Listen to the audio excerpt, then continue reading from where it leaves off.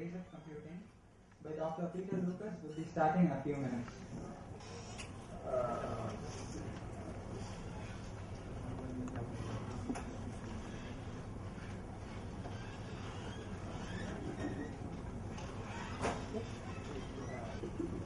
So the name of my talk this morning is Designing for People in the Age of Trillions.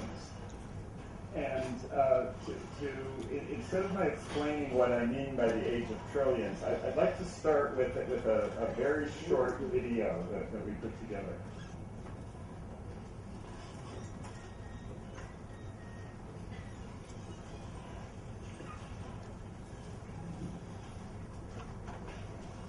Maybe.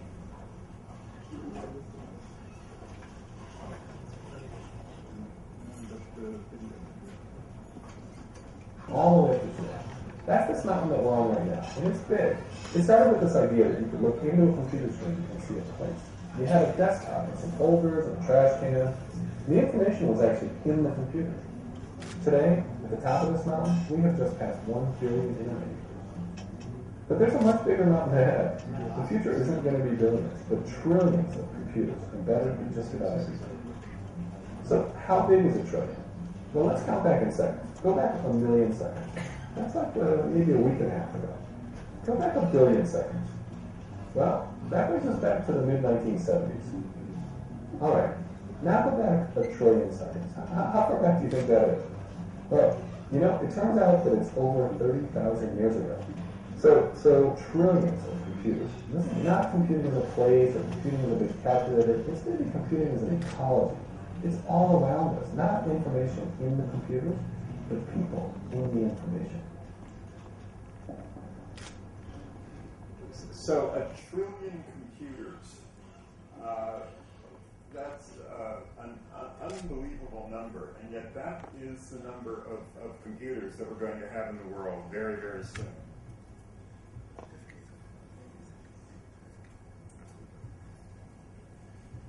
So why do I say that? So here are some statistics. There are now more computers in the world than there are living people. We manufacture more than 10 billion processors every year.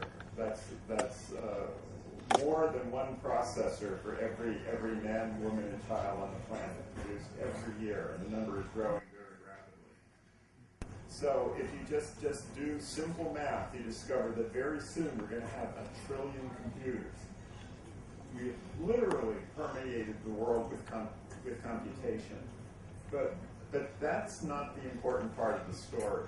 The important part is really yet to come. Because most of these processors are currently isolated islands of computation. They just sit there and they do whatever they do, and they talk to 1 or 2 humans, and that's all. And a few of them talk to the internet. When I say a few, of course, it's many, but compared to nearly 1 trillion machines, a very small percentage of them are on the internet.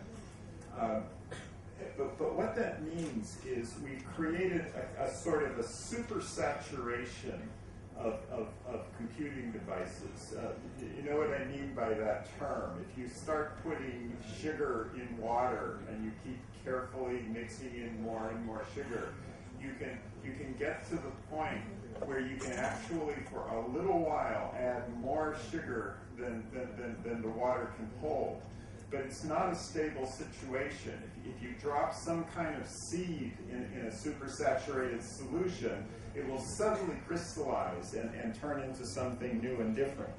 And that's what's going to happen in computation very soon.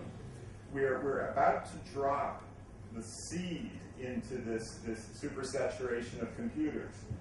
And the seed is connectivity. That is, all of these processors very, very soon are going to learn how to talk to each other. Today, humans are the dominant communications medium for computers. I mean, how often we read one number off of the screen of our iPhone and then type it into the keyboard on the telephone or tell it to another person. So it's really human beings shoveling information out of one device and putting it into another. And as long as human attention is involved in that process, nothing really dramatic is going to happen. But we're very quickly getting humans out of the loop in many cases. In fact, it's hard for an engineer to design a new product these days and to avoid having some kind of communications capabilities. Most CPU chips have serial ports and Ethernet built in for free. And increasingly, it's getting easier and easier to add other communications, including wireless, like USB, Wi-Fi, Bluetooth, Zigbee, which is a low-end communications protocol that's used mostly for automation. And these things are getting more and more common and cheaper.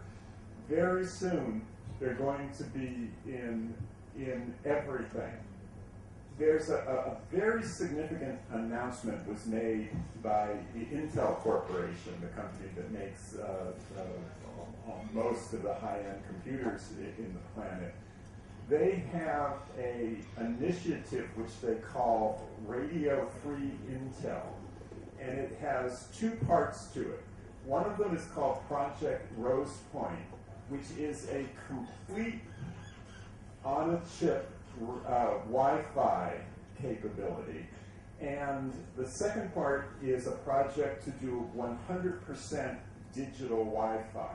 Now, you might think that Wi-Fi is digital already, but it's not. You can get chips that speak radio protocols like Wi-Fi and things, but they have analog components on them, like little capacitors and things like that. And that's very significant because those devices, the capacitors and the inductors that are on those chips, they don't follow Moore's law. They don't scale downward. If you make a capacitor smaller, it doesn't behave the same. And that's not true of a transistor, which means that you can't just take an analog radio chip and make it smaller and smaller and cheaper. So it doesn't follow the normal progression of Moore's law, where everything gets smaller and cheaper every few years. But Intel is very close to having 100% digital Wi-Fi implementation. And as soon as that happens, the chip hops on the cart with all of the other processors that follows Moore's law, and we know what happens when that happens. Things very, very quickly, in just a few years, get very cheap and very, very common. And so Intel's stated goal, they've announced this, is to literally get to the point where radios are integrated into every product we produce. Now think for a minute of the implications of that. What if every device that we manufacture that has a computer in it, that has a microprocessor, automatically came with a radio, so that you could just assume that anything that we build would be able to communicate with everything else? That is a game changer. That causes a whole cascade of implications, some of which I want to talk about here. So there's not just going to be 1 trillion computers in the world. There's going to be 1 trillion node network. And how are we going to design that? Right? We've never designed anything that had 1 trillion pieces to it. Nature has, of course. There are trillions of cells in the human body, for example. So we have some examples to work with. But design at this scale is something that is completely beyond our experience. And it's going to be an important part of the human-computer interaction story going forward. So because we have nature to copy, I think we know that we're going to have to stop thinking of designing things one at a time and start thinking of an ecology of information devices where many parts interact more or less independently. And that's fundamentally different from designing discrete systems. First of all, it's intrinsically collaborative. If you have a user interface today for a particular device, one person or maybe a small team of people probably designed that device.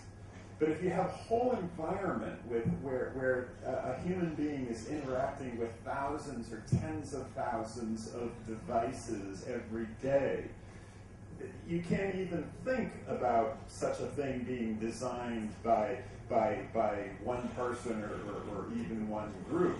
It's collaborative. There's going to be many people involved, and sometimes those people will not necessarily be cooperative because they might be working for your competitors.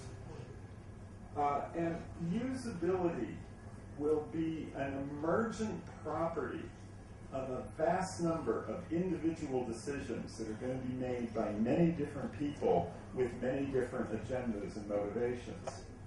It's going to be less like engineering and more like gardening.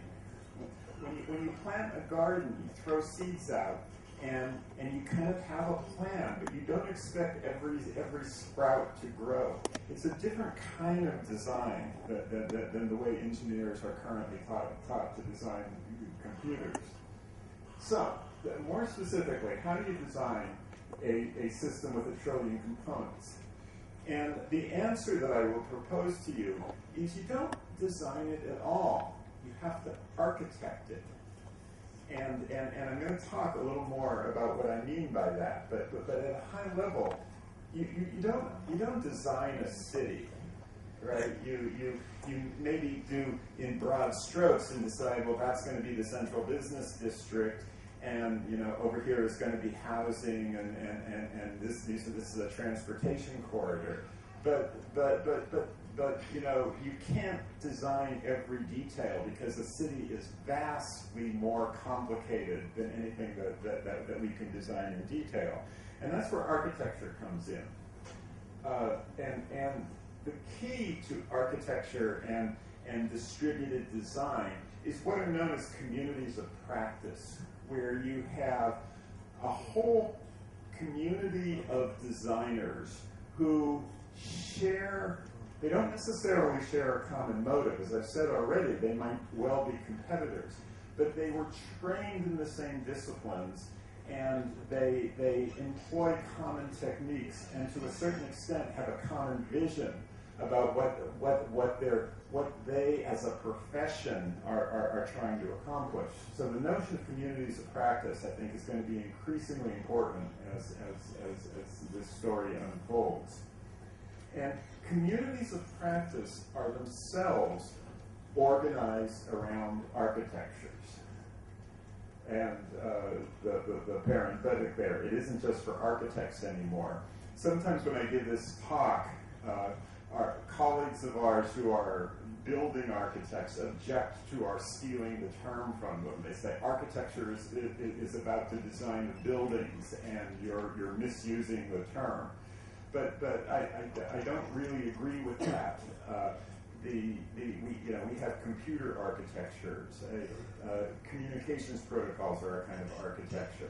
But the only reason that we associate the term architecture with buildings in the first place is that buildings and villages and cities historically were the only thing complicated enough to need this kind of design.